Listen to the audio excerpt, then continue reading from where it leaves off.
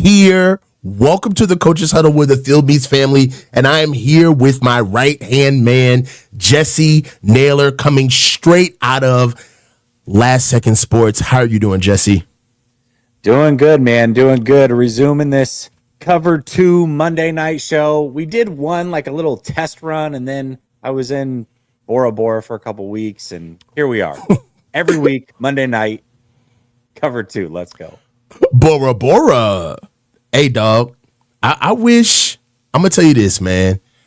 I wish that I could roll like you. Like, I want to be like you when I grow up. I want to be able to go to Bora Bora, sit back with the pina coladas in the hand, being a player from the Himalayas, but it's glad to have you back, and it's glad to be back myself, man.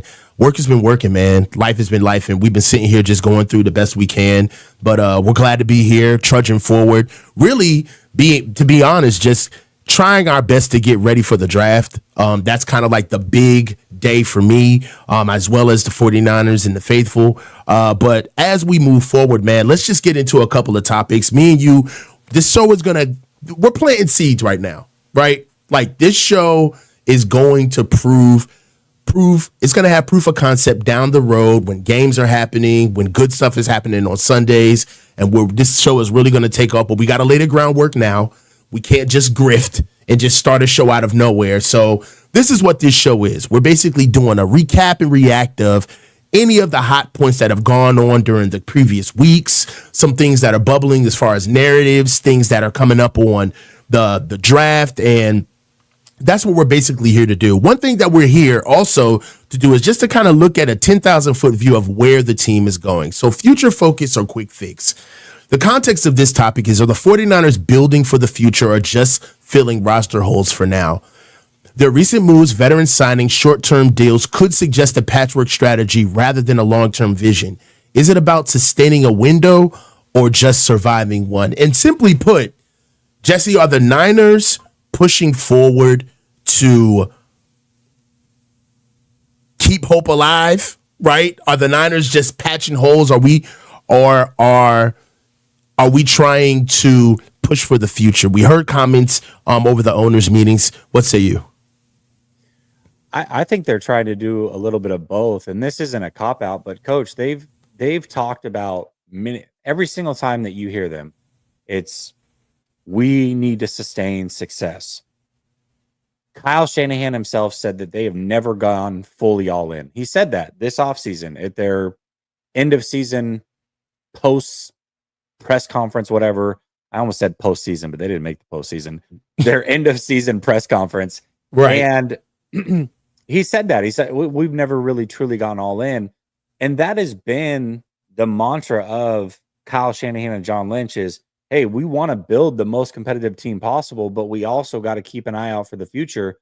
This year, the way that they've stripped things down is really setting themselves up for the future, but they are going to try their best to compete this year as well at the same time. And the only way that you can do that is they're going to have to nail the draft. And those rookie players are going to have to produce. They're going to have to produce, and they're going to have to produce at a high level. I think right now they are prioritizing the future over this year, but I don't necessarily look at the 49ers like, oh, they're waving the white flag. They don't think they can be competitive at all this year. I think that they just are prioritizing 2026 and beyond, which is what I've been calling for 2 years. So I'm certainly not going to drill them for it now. I'm happy with what they're doing for the most part.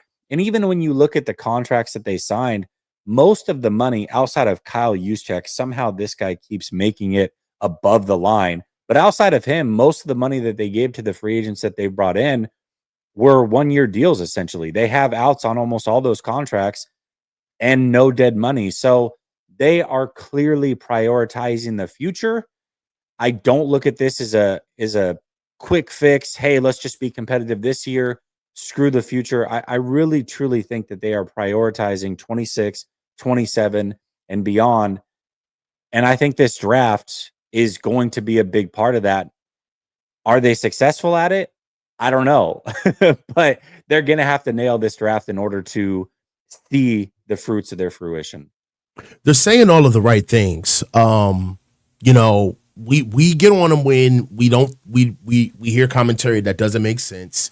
But as of late, everything that the Niners have been doing is exactly what they can do, and in my opinion, exactly what they should do. We can talk about some of the mass exodus of players that went off, and the conversations of Dre Greenlaw, that money, that back and forth situation. The facts are is that Dre Greenlaw knew. I think that the writing was on the wall when they started talking to Dre Greenlaw about proving it. But previously, before he got hurt, the hottest name on getting their extension was Dre Greenlaw. And I think that saga has run its course. You don't get to ride every narrative into the sunset. But some of the biggest moves that I've seen that lead me more towards the future and focusing is commentary from Jed in the owners' meetings where he mentioned more than once about the full slate of the 11 picks, right? He even said, look, I don't want to lose, but if you're going to lose very bad, so we can at least be in the striking distance of in a position of the draft that we're most customarily not there. So I like where we're going, off season wise. I got to be honest. I know that we're going to give content. I get it. And we're going to come with every narrative possible. And in a sense, that's what we're here for. But there is a sense of us where I do want us to go away. We need that. The team needs that. They need to go away. They need to focus on their 11 picks. They need to be happy at the fact that they're right outside the top 10. Understand that they're here to fill holes, even with, the contract extension looming for Brock Purdy. Again, I'll reference Jed with moving on the future focus side rather than the quick fix. He just mentioned hey, the roster that we've had thus far isn't necessarily conducive to paying a guy that you believe in, right? Now, we can get into some other stuff that he said that completely threw me off, right? And some things that you actually pointed out to me in the very beginning of the onset of that interview with Jed during the owners' meetings, but he was saying all of the right things. Everything else will be nitpicking. You hear you see what the Niners are doing in free agency. I love that we are not really, it was a weak free agency draft, in my opinion. I mean, free agency market, in my opinion. And we're not heavy players in it. Like you referenced before, 1-year deals. That's something that I like to see. There's nobody here that's here for a long time. We're trying to purge some guys and elevate some youth. So I really do love the future focus side of it rather than the quick fix. And to be honest, we would know quick fix when we've seen it because we've been seeing us quick fix and patch a lot of things over the past 2 to 3 years. What do you think? Well, first, I don't agree that he said all the right things or even how he said it. I think, when I walked away from those owner meetings and watching everything, I actually thought that Kyle came off very, very well. I felt like he walked away the winner. I was like, man, this is the best that Kyle's represented himself.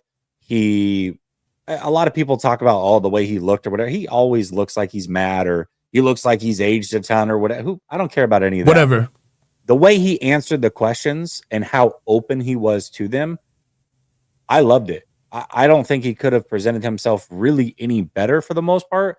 Jed, I thought, seemed irritated, agitated, whatever you want to use, but he seemed like he didn't want to be there. And then every chance he got, he made sure that everybody knows the reason that we're not competing this year and the reason we're doing this and the reason we're resetting is we got to pay our quarterback. And this is what happens when you pay your quarterback. And you want to Dre Greenlaw, tough luck, had to pay a quarterback.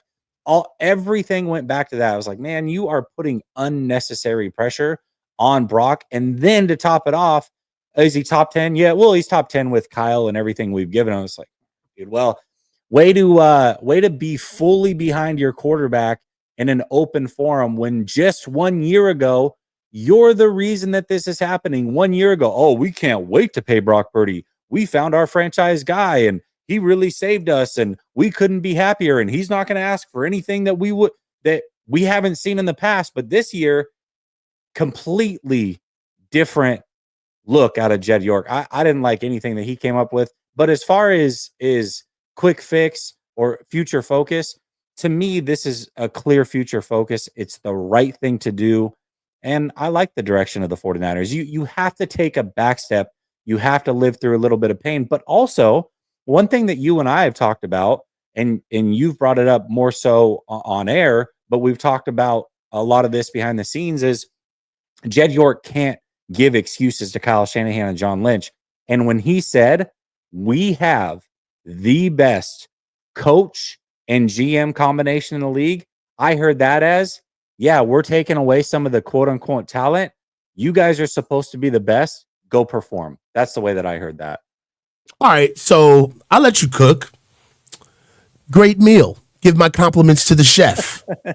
So, like, all right, so I hear you, but I gotta shoot Jed some bail, Jess. What I mean when I say he said all of the right things is, what do you expect him to say? He's paid out the nose. All right. We have led the league in as far as actual real dollars in cash paid in salaries to the team. And especially when you look at what the team gave out as far as performance in a record at 6-11 and the offseason that they had, the only person that did exactly what they were supposed to do in the offseason as far as net was Jed. Jed paid everybody. He sat back and he stayed out of the way, which is what we want all owners to do. Let's be honest, okay? We want them to kind of swoop in and take over when, organizationally things are askew. But however, when the ball is thrown out, when the practices are happening, when the football is played, when the draft picks are done, owner, please just smile and nod. Get out of the way. Be rich, okay? That's the price of being an owner. You don't get to have fun with us. And Jed has done that very well. He has not been in the way. All right. And I think that Jed is doing exactly what he's supposed to do. Jed has surprised me over this offseason. I've got to be honest. They swooped down and actually taken the reins over. He actually handled his business, right? Paid the guys when they were supposed to be paid. Didn't cry, didn't shudder about it. Guys gaslit, wanted extra money in the middle of their deals. Jed still got it done. All right. Sat back and watched this team come out and perform at 6-11. Now he's coming in to take over the reins. And honestly, I guess my biggest thing to you, Jesse, is what do you expect him to say? Right? He's gonna come in and say, yeah, we gotta pay Brock. We gotta make all right. So you know how like the Key and Pill, like how like I don't know whoever the guy's name, he's like the interpreter for the president. Like, I'll be the interpreter for Jed. They screwed the pooch, man. Okay?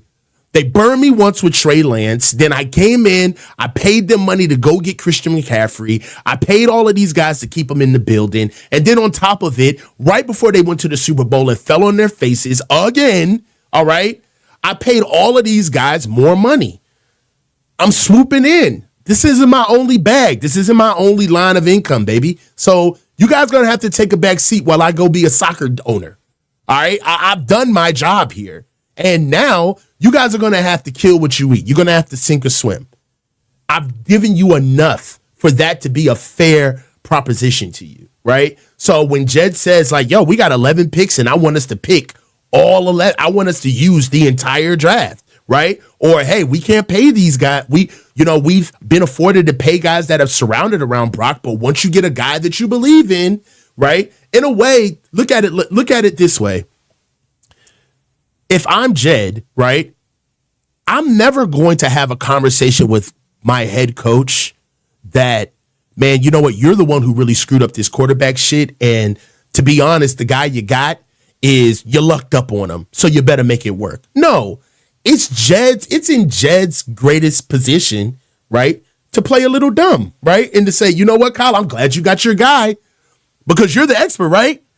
All right. So, okay, good. So no more of this. Got to go find a guy. No more of this. We need to find somebody to make us a winner. And also when we pay him, you got to understand that all of these other guys who I paid, we shouldn't need those guys, right? In a way, you almost have to play into what Kyle has offered you. And I think that Jed has all of this rope that Kyle has been giving him over years. And he's finally using it. And he's saying, no, you go be the coach now. He's your guy. And no, you can't say I'm cheap. There's no way the last two people in the organization that could go to Jed and say, man, you're not willing to spend any money is Kyle Shanahan and John Lynch. I think that he's right where he's supposed to be. No, for the most part, like I said, I like what he's doing, but the way he came off in that meeting, first of all, like I said, he seemed irritated, agitated, whatever. Mm-hmm. And you don't have to end every single conversation point with, oh, and we got to pay our quarterback. Oh, and we got to pay Brock Purdy. Oh, Mm-hmm. and Brock, because you're taking the onus off of Kyle Shanahan and or John Lynch and putting it on Brock. The best question, the best answer he had was when he was asked about the team's life cycle, or he had gone into a conversation about the life cycle of the team, and he said, John and Kyle are the best GM and head coach combo in the league, and said that they still have a lot of talent. He talked about all the Pro Bowlers they still had. I loved all of that because that basically said, hey, I've got the best, right? I have this genius and I have this great GM, right? And I still have Mm-hmm. enough talent. Well, we got to find a way to win regardless. I love that. But then don't end it by saying, oh, and we have to pay our quarterback, which is exactly what he did. And he did that after every major talking point. And then not to mention the way he started off the whole conversation was, hey, you know, what's going on with cutting costs this offseason? Can you talk about that?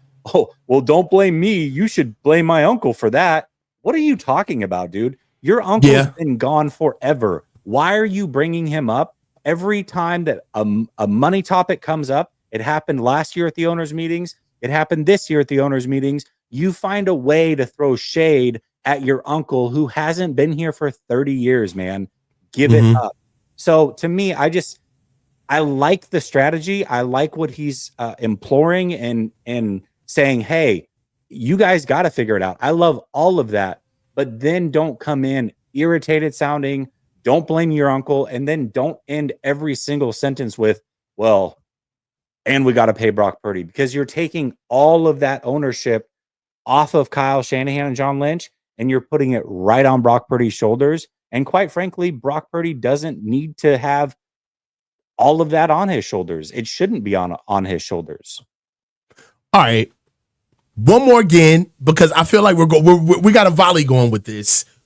But another thing that I want to highlight within this conversation, while Jeb was speaking, the way that he was talking about Brock is specifically the contract conversations. I think that that's nuanced, in my opinion. Okay, and the reason why I say that is because a good organization has checks and balances, right? A good organization does not let different departments, does not let the left hand know what the right hand is doing, right? So that's a way to make sure that everybody is performing in their own swim lane. You can track productivity, right? And understand who's doing what. I think that Jed's comments about Brock's contract are literally Jed's comments to Brock and his representation. I do not think that those are conversations where in some way Jed is kind of talking out of both sides of his mouth. He ended the interview with we're ready for Brock to continue the conversation. It should be really easy for him to sit down. And for me, the energy behind that was, we're paying you no more, no less, not one red cent over what we offered you. And when you're ready to come in here and be the quarterback and keep all of this up, because that's another thing, is like Brock is the moral guy. He's the ethics dude. Part of his superpower is his personality, right? I believe that that's what that message was. That was an overture to Brock and his camp, which said, hey, you know what we've offered you. I know that you guys are playing this little standoff right now where you're not talking because you think that we're gonna break the lines and come over and try to renegotiate. No, you would be a fool to think that the other deals are precedents that have been set for how your deal is gonna go, because things are different. I believe, and so I think some things are changing. That's great. And I love the message if that's what's going to happen. But if they cave and pay him and give him $50+ million, which they're likely going to do, and give him a 4 or 5 year deal, which they're likely going to do, then all of that talk is nothing. You just said a bunch of things to say a bunch of things. Now, if they truly are saying, hey, we've given you an offer and we're going to stick to that, whether that's the overall money, whether that's the guaranteed, whether that's the years of the contract, great. If Brock ends up signing a deal that's a 3-year deal, or Brock ends up signing a deal that is less than $50 million per year, or Brock doesn't sign a deal at all because he's insulted, then I love what Jed's doing. I support that. But if Brock ends up signing a 5-year deal with 200 million fully guaranteed and 55 million APY, then all of what you just said means absolutely nothing, because they caved and did whatever they were going to do anyways. So we'll see. When the deal comes out, I will gladly eat crow if what you're saying holds true and one of those things happen. I don't think that it will. Awesome. Which takes us to our next topic. Okay. Jed York's comments at the owners' meetings hinted at a possible frustration over Brock Purdy's extension talks, which I alluded to. Could this deal set the tone for how the 49ers handle stars in the post-Purdy rookie contract era? Do they go all in or do they draw a line? Obviously, you just said this. You think that they're going to go all in. I think they draw a line. We just saw a 2-year deal, a $75 million extension with the Raiders for Geno Smith. I think, and I'm not here to say that that's the neighborhood of what Brock is going to get. However, you're starting to see even Josh Allen took less money, took $55 million because he understood the impact that it would take on his team. And he said it plainly, I don't need the extra 5. I'm fine. Okay. I just don't think in a real world we're able to say that Brock Purdy, hey, those Toyota commercials are going to hit a whole lot different if Brock Purdy's making $50 million a year.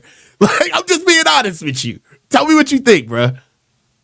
Well, the question is Brock's contract a tone setter? Yeah, I think so. I think it can be if they do, in fact, set a tone with it and say, hey, we're not going to overpay anymore. Or we're not just going to cave in August of every single offseason because player X didn't like the deal. And so eventually we just folded and said, here you go. So certainly it can be a tone setter if that's what they want it to be. But if he ends up going the route that I think that they're going to go and he does sign the big deal, then it's set zero tone. I mean, all it did was fall in line with what they've always done, unless, of course, it doesn't take as long. If they do happen to get it done, the one comment that everybody loved that John Lynch said, we were unable to hear that audio. It wasn't posted anywhere. We have to trust that the reporters that were there wrote it down properly. And even then, we didn't hear step by step everything. But one thing we did hear,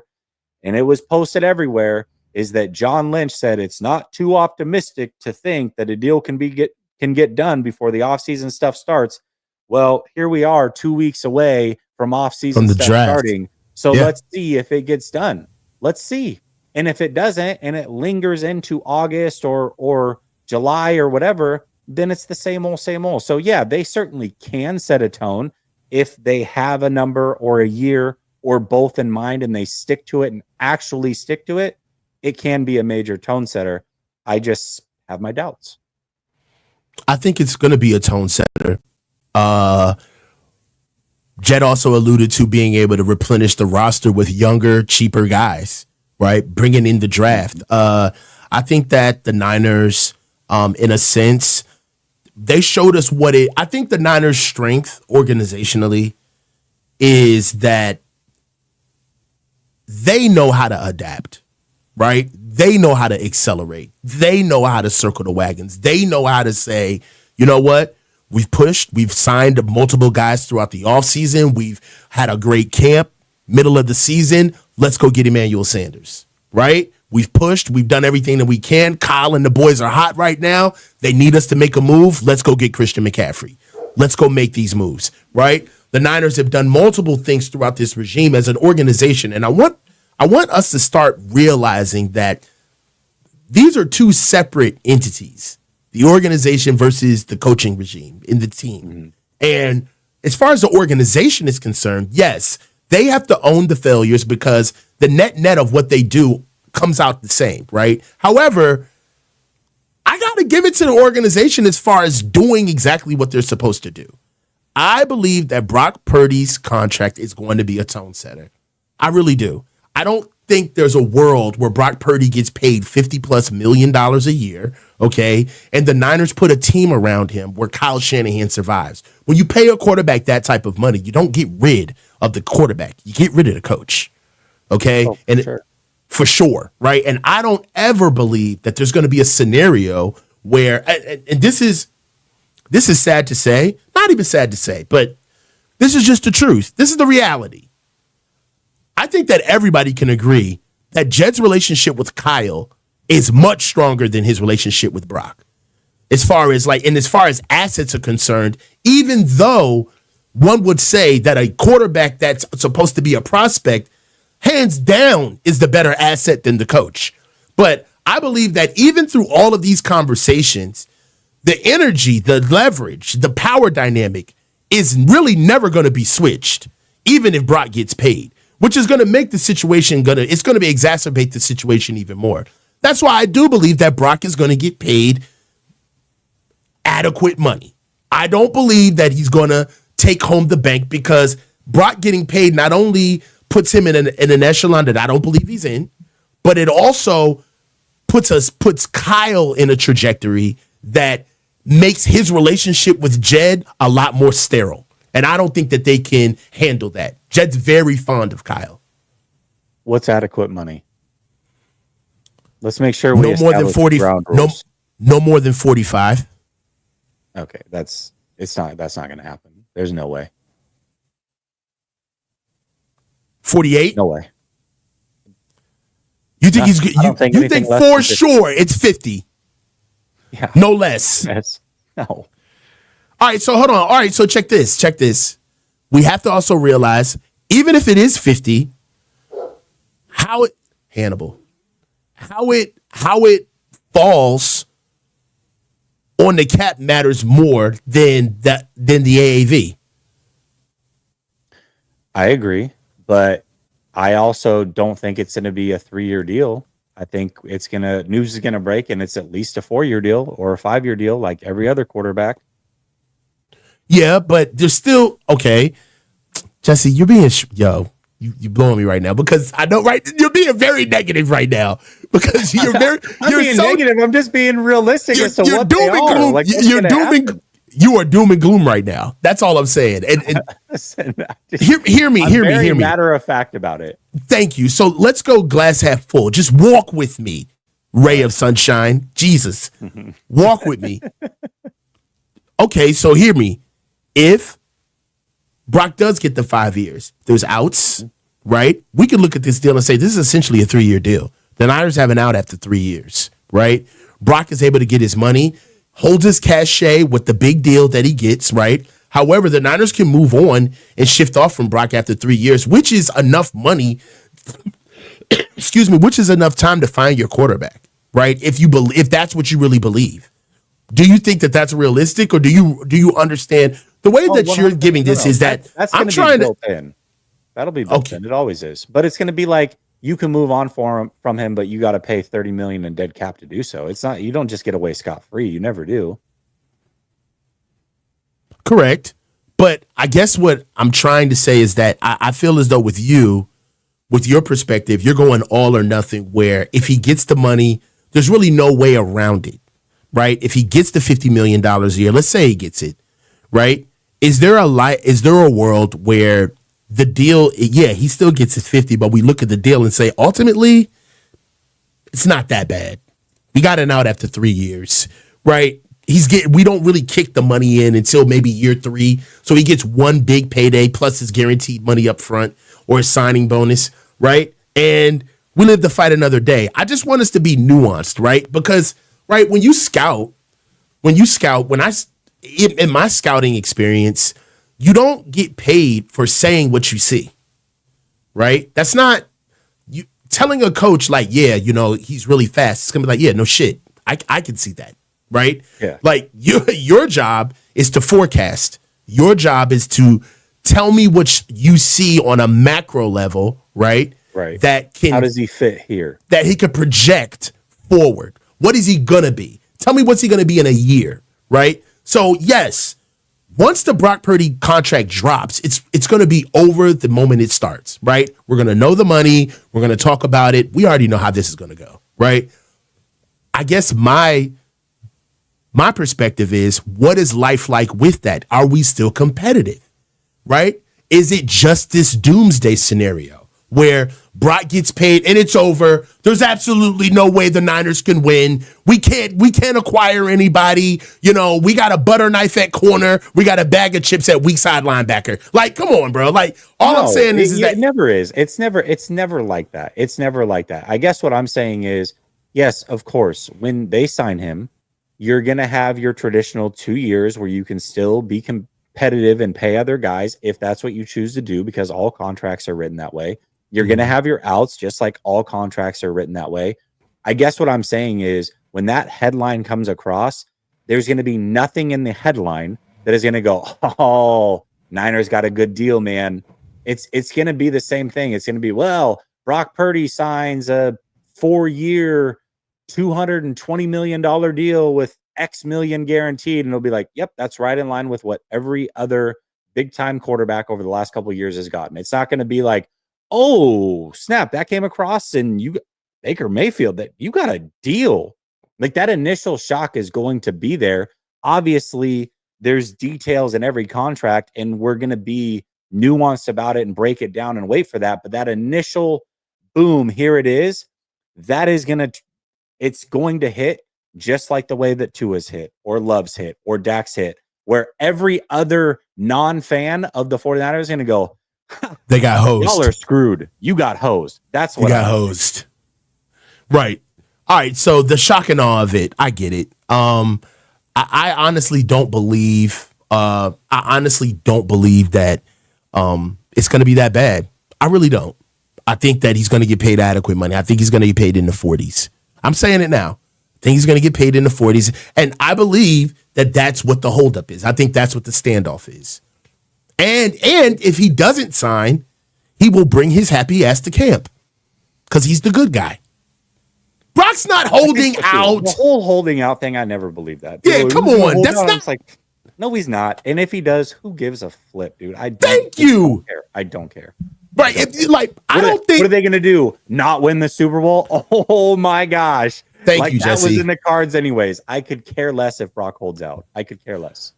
Like, my thing about Brock holding out is that I don't think Brock ever wants to put himself in a position where he's going to force the Niners to tell him what they really think of him. Mm-hmm. Right? Because that when you start playing like that, right, I think that's when the Niners are going to start responding. Like, all right, Brock, well, you forgot where you got that Toyota sponsorship from, motherfucker. Okay, you won't play games. Okay. Well, also, like, let's be honest here. And this is, I would say this, the best way to paint this picture is a relationship setting. All right. Mm-hmm. If you met your girl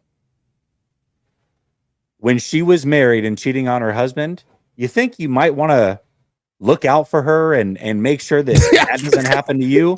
Right. How did they meet Brock? They got rid of Trey Lance ass. Exactly. And now you got Mac Jones in the building. So you think you might not want to give your girl, Kyle Shanahan, a chance to have a wandering eye, Brock? Yeah, you might want to show up to camp. Hey, bro, I'll tell you this right now.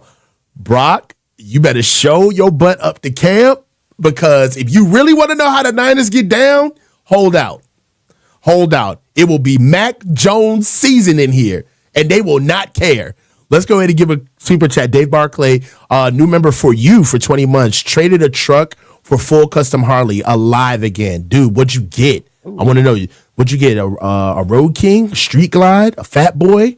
Let me know, man. Let me know about them bikes, baby. I'm a Harley guy. All right. So let's kind of get into our next topics. And this is something that I want to get into that we haven't really necessarily covered. Is Trent Williams pulling a Joe Staley? Joe Staley reportedly held off on announcing his retirement to give the 49ers leverage in finding his replacement, which was Trent Williams. Could Trent Williams be following in his footsteps by taking a similar approach this offseason? Is the team quietly preparing for his possible departure for the draft? So we all know how Joe left. Joe was kind of on his last legs, and we thought that he was going to play. He didn't really necessarily give any indication that he was going to retire. And good on Joe. I think he did the Niners a solid by letting them know he wasn't coming back, but didn't announce it. Allowed the Niners to go and put themselves in a position to basically not get leveraged and going to go get Trent Williams. And it helped them out in a big way. The fans, the faithful, we were none the wiser, and it caught us all off guard. This is a very interesting draft in that there's not a lot of tackles, but the tackles that are worth picking are very good. Okay. For me, we can go through we already know about Armand Membu. Kelvin Banks Jr. has also been reported as somebody that the Niners are definitely looking at. Our boy Lobs. I'm glad you brought him up because the chat's bringing him up, and I would be super disappointed if they drafted him. But keep going. Okay, we could talk about that too. Will Campbell is also a guy that's up there as far as tackle consideration. Josh Connerly out of Oregon, Josh Connerly Jr. and Josh Simmons out of Ohio State, which we already know is coming off of that patella injury, which is much more serious than we saw earlier on. And then there's also Ariante Irsay from Minnesota. Are the Niners secretly moving on from Trent? If they were, could we see that? Could we see that with a high pick in this year's draft at 11? If they go get that tackle? Because if you think about it, the Niners are not sitting a $7 million starter. They're not. Not with what they've been doing with money now. They're not. And especially on offensive line. $7 million might as well be $700 million as far as the Niners paying offensive linemen. So Colton McKivitz is starting. I want to be fair to Trent. Trent hasn't played a lot. He hasn't played consistently. And the games that he's missing are becoming more frequent and coming in trying to get his money for guaranteed money. Good on Trent for kind of sticking it to the Niners when they were asleep at the wheel.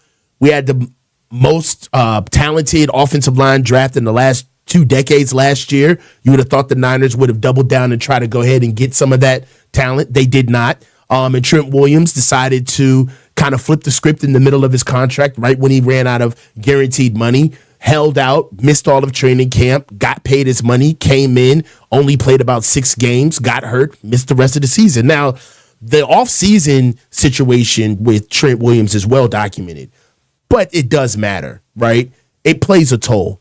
Things like that, when real life enters in, when you're in that age, when you're trying to start a family or sustain one, right? You may start asking yourself questions on, is this worth it, right? Do I have this in me? How plausible is this, being as though that it's happened before? And do you see the Niners pulling the trigger? Yeah, I mean, this is I had 2 concerns going into this offseason. One of them was Dre Greenlaw wasn't going to be back. That unfortunately has happened.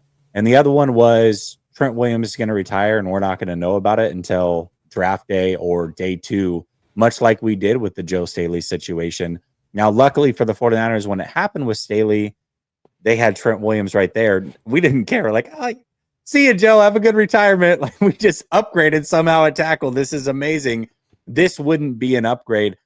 I don't know. I mean, it is what it is. I don't know that he's going to retire.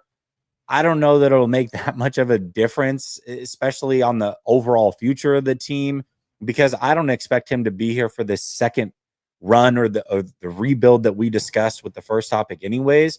But I do have a feeling that it might be in the wings. We're going to find out soon. But let's talk about the replacements for a second. Okay. Membu's most likely not going to be there. I think of the top tackles, like the top 3 listed tackles, according to most boards, which is him, Buddy from LSU. What's his name? I forget. Will Campbell. Will Campbell out of LSU. Will Campbell. Yeah. And then Banks. He's the only pure tackle, but even he played right tackle. So I think he's the best tackle out of the 3.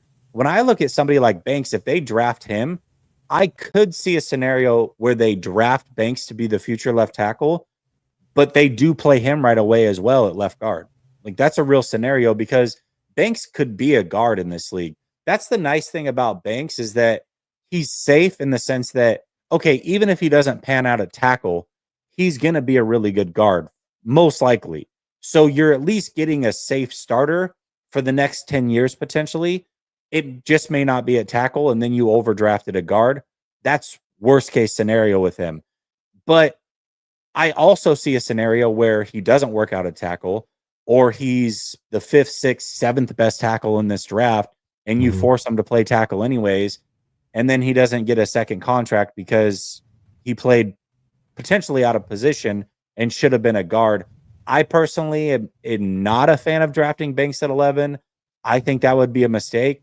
And if it is true that they have him as their number one tackle, which I've heard different, then I would say that's a major, I don't know, overdraft, misdraft, miscalculation, however you want to say it. I don't see what they're seeing in Banks if they truly think he's the number one tackle on the board. I think that's way off. I agree. Look, man, Kelvin Banks. Look, I know why they like him because his relative athletic score is through the roof, right? So one thing that we'll look at with Kelvin Banks is I just want to share screen a little bit and kind of get into some stuff. And let me see.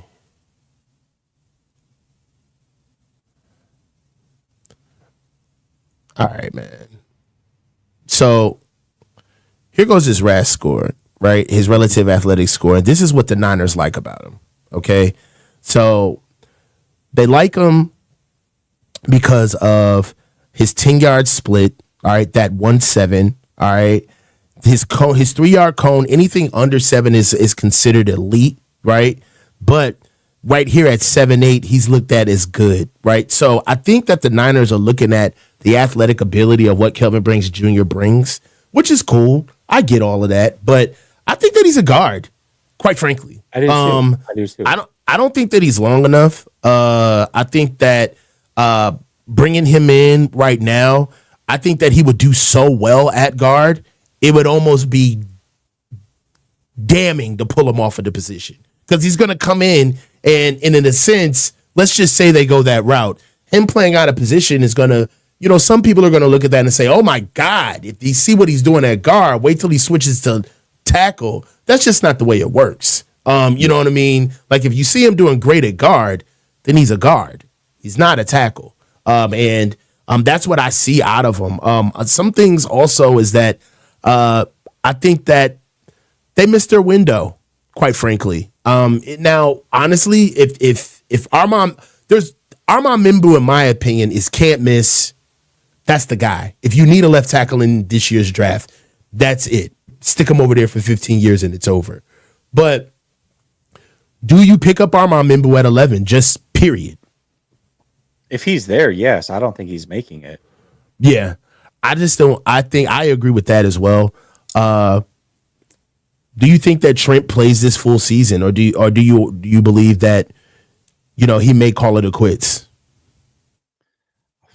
This one's tough. I mean, if I had to put everything down on it, then I would probably say he doesn't retire. But real life to me gets in the way. And I can't overlook the fact that him and his wife went through all those tough times this last season. And I know that there's a real scenario where his wife and him might be still trying to have a child. And if that's the case, his wife might need him to be around. She may not be okay with him on the road because of the PTSD of what happened last year. That's just a real life scenario that you can see. And there is 0% chance that if Trent's lady is like, honey, I need you around. I need you to be here, that he wouldn't just walk away from the game. There's zero scenario where he's gonna be like, well, I mean, who cares? We'll make it through. I'm playing another year. It's just not gonna happen.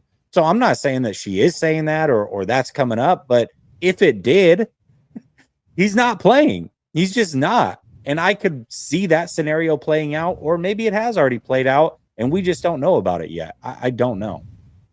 Yeah. I'll tell you this. When life takes over, like the same thing that happened to Mooney Ward. When life takes over, there's really nothing that football. There's not really nothing that football can do. I'll tell you this. I don't think that Trent plays full seasons anymore. No, that's long gone. I think that that's long gone. And in that, could you see the Niners picking up players that they believe that they can pace themselves through with, right? Like, people that don't understand this, but Jalen Moore developed inside of this program, right? That's something that kind of got swept under the rug. But Jalen Moore was not as good as he was when he left, when he first got here to when he left. He developed and got better, right? So in a sense, they lost their guy. Could they be going to go get their Jalen Moore outside of their Trent Williams, right? And if you're going to go get your Jalen Moore, you don't see that in the first round. Well, certainly. I think, that's why I'm big on taking Anthony Belton, because I think you can get him around 100. Maybe you have to get him at 75, but I think you can get him around 100, and he is your future left tackle.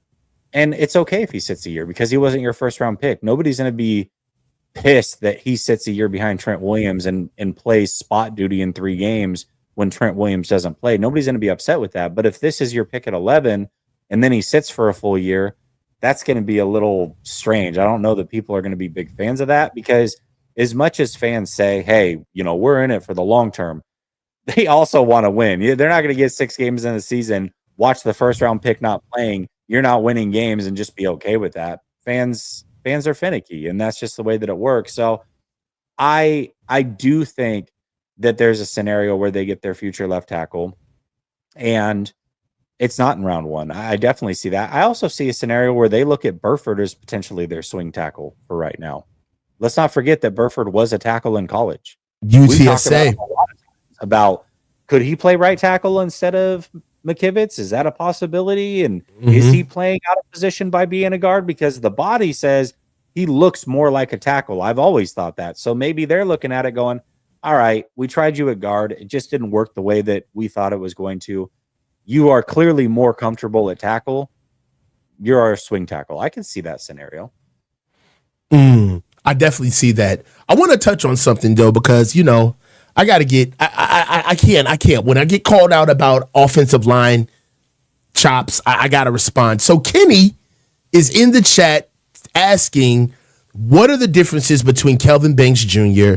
and Armand Mimbu, and why would we be disappointed if Kelvin Banks Jr. got drafted over Armand Mimbu? So a couple of things that we want to do. One thing about Kelvin Banks Jr. is I think that he's being overdrafted. And what I mean by that is I think that there's a lot of Paul Bunyan stories about what he is. First of all, his numbers are all over the place. He's been looked at from 6'5" to 6'6" all the way down to 6'4". He's 6'4". You see it on the field. He's not a 6'5" player. He's 6'4".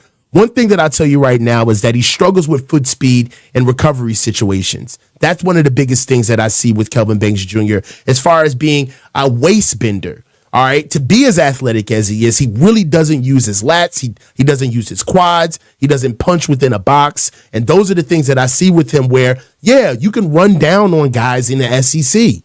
And you can use your body, and you could be a lunger. You could throw your body around. But in the NFL, you got to bring technique and you have to bring power. All right. That's something that Kelvin Banks Jr. has a little bit of an issue with. He overextends, especially when he reaches, due to his waist bending. That's another big thing with Kelvin Banks Jr., leaving him vulnerable to push and pull techniques out of inside counters. This is another thing that I've seen with him. Now, with Armand Mimbu, he's got weaknesses as well. He is truly 6'4". Okay, he's not one of these big mountains of a man, but the thing about him is that his issues are the fact that he's aggressive. Sometimes he's over aggressive. Okay, he's late with his punch, with his timing sometimes because of the fact of how nasty he is, right? And I'm gonna tell you right now, another thing that I'm seeing with him is that he is somebody that can play inside of our scheme. Now, Kenny says, "Did you see that stuff or did you just read it?" Kenny, I do this. Kenny, Listen, I don't even know these guys. If I thought that it's not personal, if I thought that Kelvin Banks Jr. was better than Armand Membu, I would say that. But listen, I'm not going to get on here talking about corners. I'm not going to get on here talking about quarterback. You know, I get real skittish when we start talking about Brock Purdy because that's not my wheelhouse. I'm not a quarterback guy. You know, I know it, but I'm not going to sit here and talk as if I actually was in the room. Like, no. But putting your hand in that dirt, this is what I do, bro. Come on, man. Like, the trenches is where it starts, ends with me. So let's move into our next topic. Jess, we're kind of moving really good with this. Let's go here. Which skill group needs the most work? As the draft approaches, which offensive skill group on the 49ers needs the biggest revamp? Wide receiver depth, running back rotation, tight ends behind Kittle, or just another unit? Which position group could benefit most from a day one or a day two pick? So obviously, we already know which groups need the most TLC. But I want to challenge you, Jesse. You can't name D-line. Well, you said skill group, so that's got to be receivers, tight end, running back, DBs, big safety, skill, linebackers. Yeah. Everybody who doesn't put their hand in the dirt. Yeah. I mean, running back is certainly an area of need, and I really think the 49ers might take a running back in one of their top 100 picks. And I don't know how people are going to think about it, but that wouldn't shock me at all. But I think the most pressing need would be corner. Because you have two guys for sure. The depth, I believe, is pretty weak. There's no for sure third guy. And we all knew that Mooney was gone. And so when he left, it's really, really interesting how the offseason is talked about. A lot of the conversation has gone towards Greenlaw leaving and potentially Huff and cutting some of the guys that they cut. Nobody talks about Mooney Ward because we did all expect it. It doesn't now make it less of a loss. That is a massive loss, They have a glaring weakness at outside corner now. And at the very least, when you go to three corner sets, which is most of your snaps at this point, and you bring in that nickel corner, they need a guy or it's going to be mouse in the house and they're getting picked on all day long. So I think that they're going to have to draft a corner relatively early in this draft, and that corner is going to have to contribute. They didn't bring in anybody that is an actual starting corner. No world beaters. Maybe they look at Luter and say, hey, that's our guy, and you don't know what's going on behind the scenes, and maybe that's the case, and they're right. But until I see that, I've got to say that corner is the weakness. When I look at linebacker, for example, listen, Winters may not be Greenlaw, but I think Winters is more than serviceable. I do. I don't know what Darrell Luter Jr. is. Can he even play in this league? Maybe. That's a good point. I'm not quite sure. So you believe that D Winters has had more time on task than Darrell Luter Jr. Yeah, I think it's pretty simple. Yeah, for sure. Well, I agree with that. But for me, I'm circling the block, man.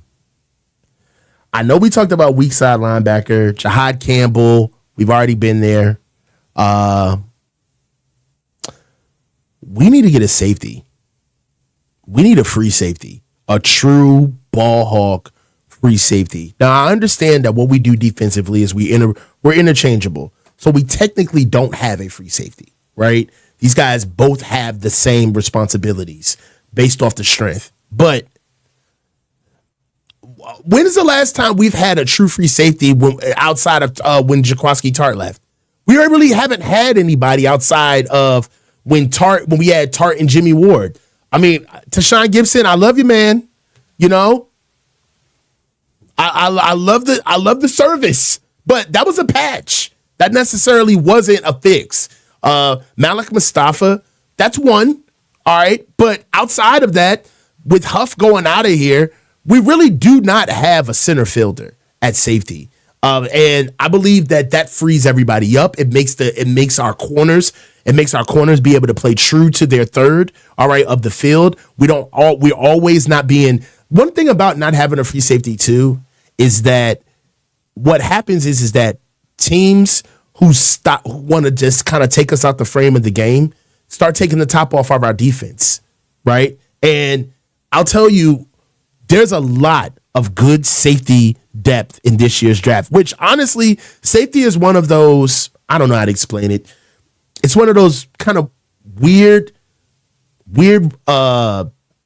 position groups because they're DBs, but they don't necessarily get that much love. You think of safeties and you think of like, all right, they're interchangeable based off defense, right? So one man's strong safety that can be another man's dime linebacker, right? Another man's free safety can be another man's corner. It's like, well, we don't run this defense, and what you play at safety isn't necessarily germane to what we do.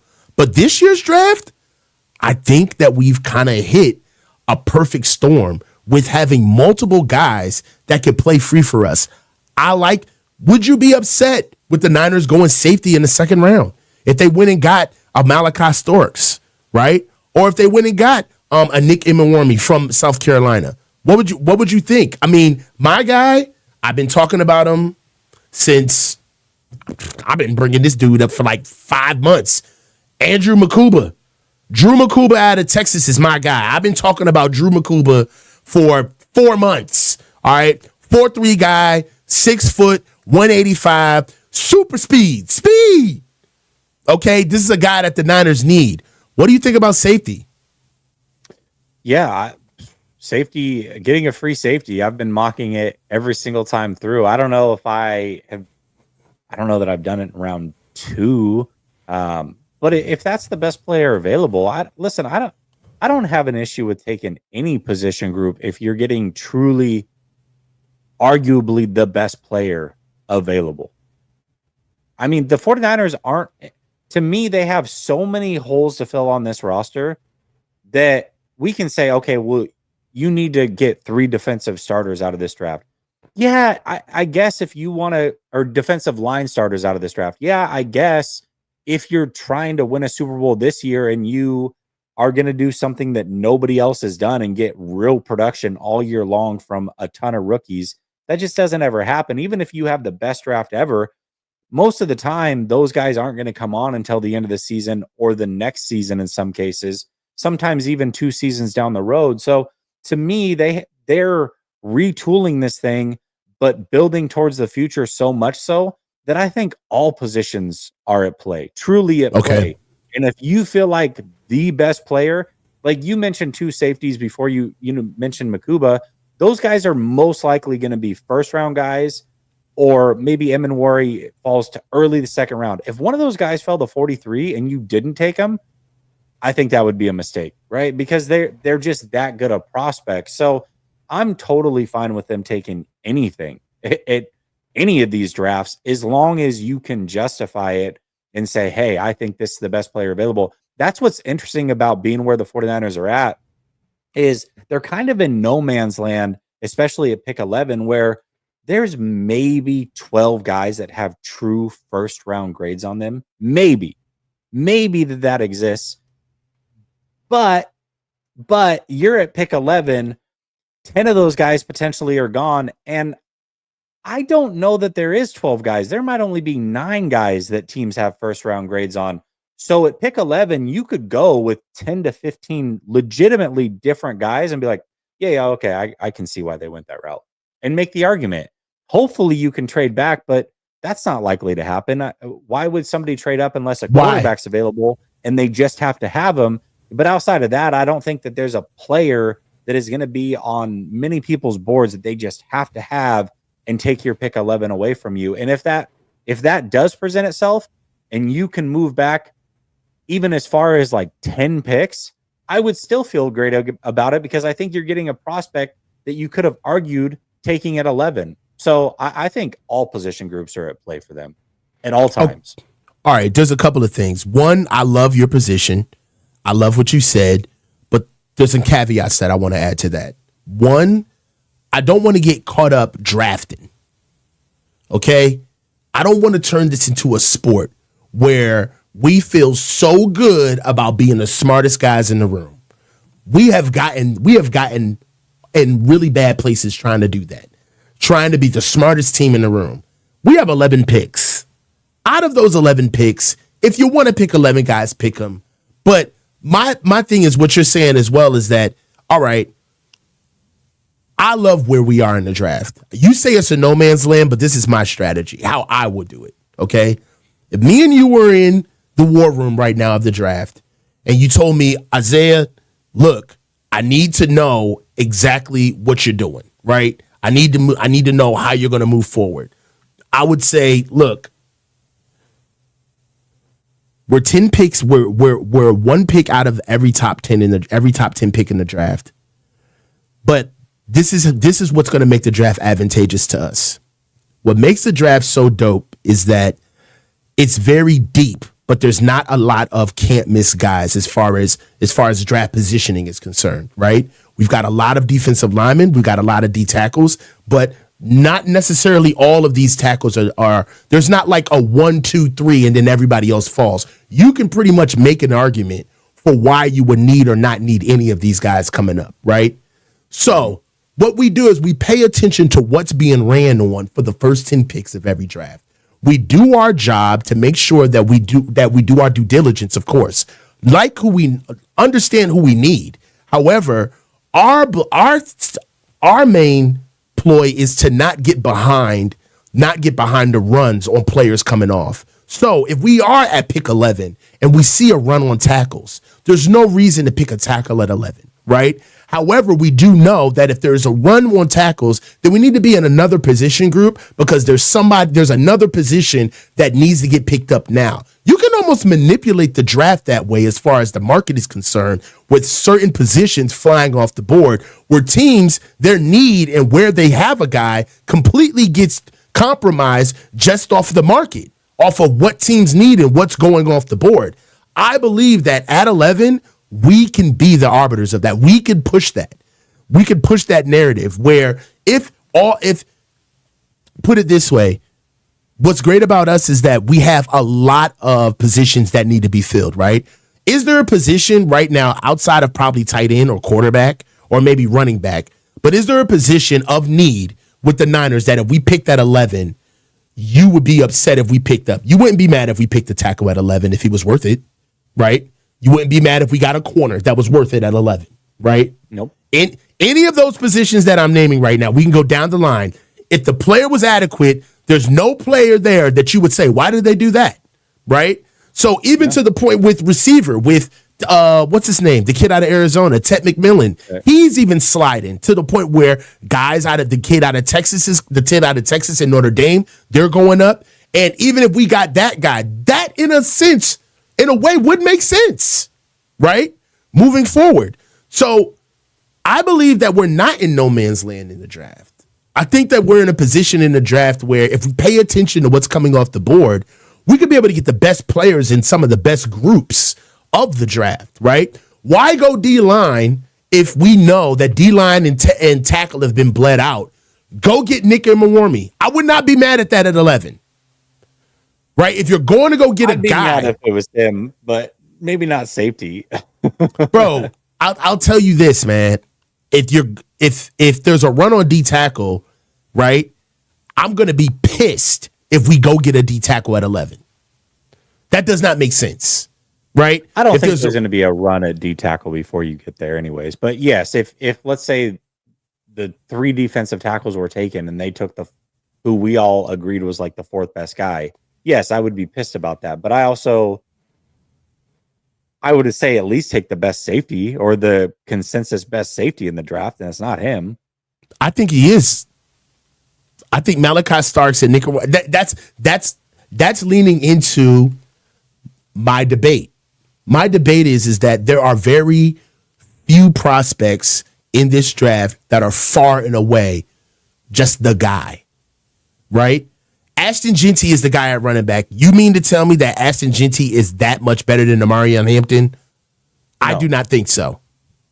I don't think so, right? Ted McMillan's supposed to be the best guy running that receiver. That kid ain't that much better than Matthew Golden or Luther Burden. And really, if you really want to go for archetypes, Savion Williams on the low.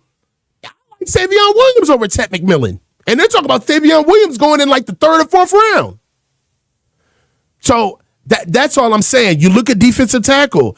Yeah, you can go Mason Graham, but Walter Nolan's there. Kenneth Grant is there. Derek Harmon. Talik Williams out of Ohio State. That's 5 guys I just named. All of those guys are like inches away from each other. You see, there's nobody really separating themselves. So when you say, oh, how could you have picked the number 2, blah, blah, blah, in this year's class, I don't think that's that egregious is what I'm trying to say, right? There's not a lot of gap. Yeah, I don't think that there's, and I also don't think that there's a big gap in, hey, this player at a different position group is rated much higher either, which I agree mostly with what you're saying. I disagree on the prospects in the order of the prospects. Mm-hmm. But again, if the 49ers truly were like, hey, we feel like this was the best safety and that's what we went with, okay. I mean, you can justify that. And I think the point is that when you go position group by position group, the top 9 of the top 10, we basically know for the most part what the 9 names that are coming off of every group. 10. Yeah. But no, I'm just saying in general, like if we look at most consensus boards, we don't know all 10 guys that are going to be off the board before we get to 11.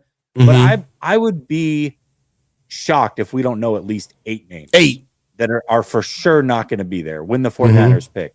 And so after those names, those 8 or 9 names, is the difference between, let's say you have Walter Nolan is your best defensive tackle, is the difference between him and Jahdae Barron, if he's your best corner, that big at the different position group? No, it's not. So that's why you can justify everything.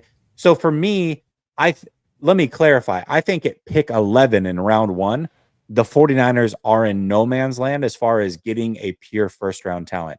I don't think that's going to happen, which means you really are putting yourself at risk of maybe taking a major bust because you saw one player above the other and what have you, versus if you could trade back and just let everybody else dictate what happens, and then you take one of the 10 guys you liked anyways, then you're good with that.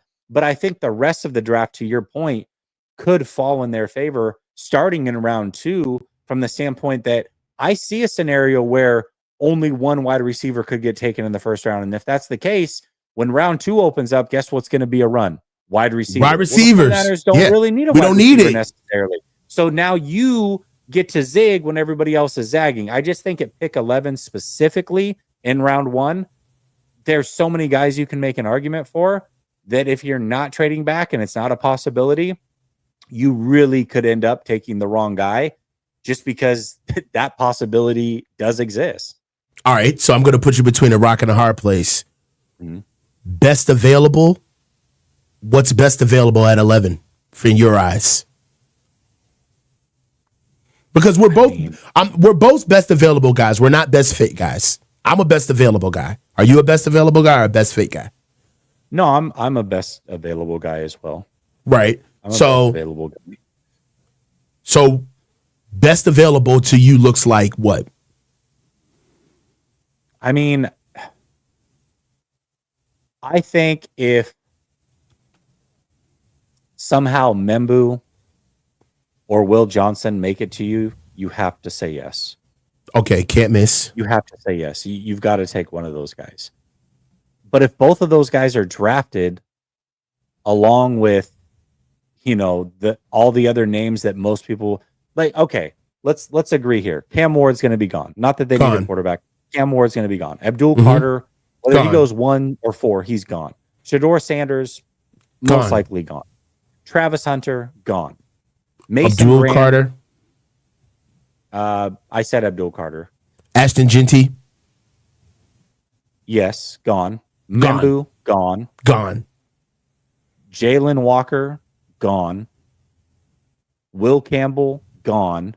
And then Okay. who's the 10th guy? Is the 10th guy Jahad Campbell. Okay, well let's say it's him. Whatever. Maybe he's gone too. But Okay. is it possible that Will Johnson isn't in the top 10? Yeah, but he might be the 10th guy. And then if that happens, then you're choosing between Banks, Jahad Campbell, Michael Williams, Shamar Stewart, James Pierce, Walter Jahdae Barron, Nolan, Harmon, Grant, Jahdae Barron. Right. Now let me hold on. Now let me chill out, Frisco. And you can argue any of them is my point. Okay. Or I didn't even mention Mike Green. Hold on. Or you got the best safety in the draft has not been touched. Okay. You got Nick Imamori right there. You got Malachi Starks right there. Yeah. You know what I'm saying? Like, I think that's what you do. Like, if you're going to go get a guy, you go best available. I'm just, So then me. the point is though, I named all those guys. The 4 names I didn't mention were Tet, Tyler Warren, Mike Green, and Malachi Starks. Those are also, so you legitimately, we just came up with 15 guys that you could say, that's my guy right there. And you can argue it. You can legitimately argue it. The 49ers could look at it and say, no, we didn't take, I don't know, Kenneth Grant or whoever, because that's the position of need. We truly, that was the best player on our board. And you'd be like, yeah, okay, I guess. I mean, who's to tell you that it's not? I don't know, man. The first 10 picks are going to shape a lot of stuff out. The league has a very funny way of letting us all know that we're complete idiots. So I can't wait for them to do it again. I get it. I'm best available. You're best available. You want to mock it up real quick? Is that for the most part, best available, coach, is, I mean, it's beauty in the eye of the beholder. This isn't that, and that's why I say they're in no man's land at 11 for the most part, is that there are 15 guys that you can make an argument for best available, and not all of them are going to be good. So the 49ers might take best available to them. You can hear them out and be like, yeah, I guess I could see why you would take that guy. And that guy might end up being a bust, to where the first 8, potentially 10 guys taken in this draft, they are clear first round talents. And then everybody else is like, it's just, what do you have a preference in? That's what it comes down to. All right. So peep game. So look, we're not going to do this. You know how look, y'all know how we get down. I'm not going to do it. I'm not going to do it all day, but just had to see. Here goes the draft simulator. Mm-hmm. So did the draft simulator.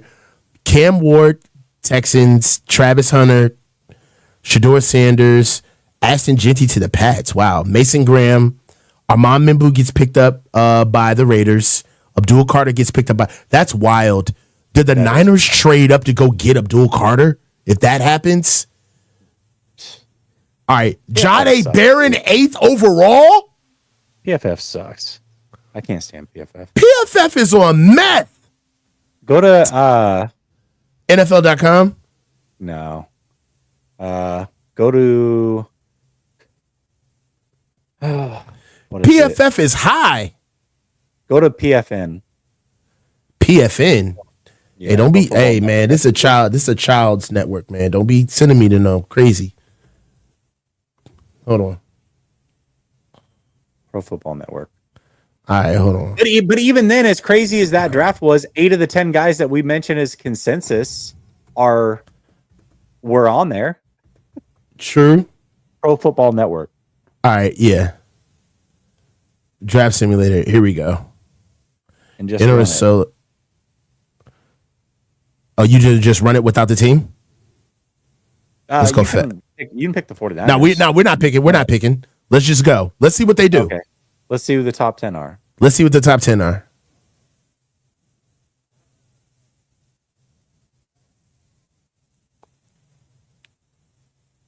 See what they gave us. Top 10.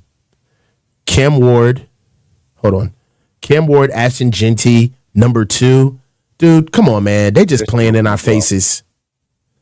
This is But either way, here we go. Will Campbell, Abdul Carter, Mason Green. The order of the names. It's a mix-up, but they're all still there. Yeah. 8 of the 10 guys are almost guaranteed to be gone. 8 of the 10 are almost guaranteed to be gone. So that's it. That's crazy. But that is also likely. You know what I mean? Like, that is likely to happen. Why do they like this kid so much? Who? Michael Williams. Yeah, I understand. It's trash. I like Michael Williams, so yeah, I need to do some more homework. I've been O-lined out and trying to not get doged. So I've been wilding right now. Hey, let's get a couple of super chats out of the way real quick, man. It's always a great show with you, man. David Barclays, $2 says FXR with huge SNS motor sitting low, fast and loud. Ooh. He's talking about his bike. Little bit of bobber. Yeah. Got a little bit of a bobber. Daza 0187, $5. Thank you. Has a journalist straight up asked Kyle Shanahan and John Lynch why they're satisfied with a mediocre offensive line, which is contrary to the most elite NFL teams. It's becoming egregious. Even with, I think that in a way they've kind of gotten away with it because when we lost to the Chiefs, Patrick Mahomes gets so much credit, but we keep forgetting that the Chiefs also have a very good offensive line. But now with the Eagles, trouncing out one of the best offensive lines as far as like size and stature is concerned in NFL history, Super Bowl history. Kyle's going to have to stop. Like, I don't care that you can drive cross country on a 4-cylinder, like whatever. Like, you need to go ahead and get that together, Kyle. So, yeah. Oh, hold on a second. Hawks Nest is in here. He's the Seattle Seahawks representative on the division show that I do. So he said, "Take Walter Nolan, please." That means you don't like Walter. You don't want him. Yeah, we don't. Yeah. Yeah. So why? What is it about Walter Nolan? Or is it as simple as you like Walter Nolan, but you're just worried your Seahawks are going to take him? You definitely. So the question is, because Walter Nolan kind of has that little bit of disheveled demeanor. He looks like a Seahawk. Kind of looks like a degenerate. Nolan. He'd be awesome for the Seahawks. He's going to be a Cowboy. Watch. He's going to be a Cowboy. If he's not a Niner, he'll be a Cowboy. He thinks he's overrated. Ooh, I disagree. We're going to have some conversations tomorrow, Brandon. We're going to have a conversation, bro. I don't think he's overrated. I just think that he lacks a lot of, he's not polished. He's raw. He needs to go get his technique together.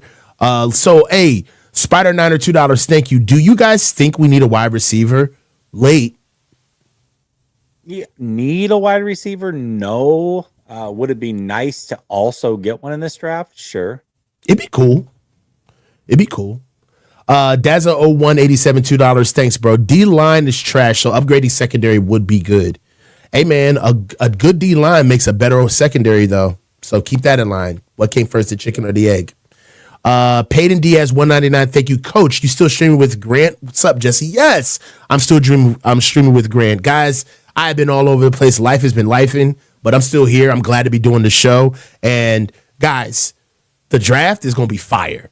We got some good stuff. A lot of my time, if I'm not streaming, has been getting ready for the draft. And it's going to be good, guys. So stay tuned. Too Much Sauce, $199. Thank you. Is Jake Tungus a needle mover next season? Come on, bro. We telling Jake jokes? A needle mover. No.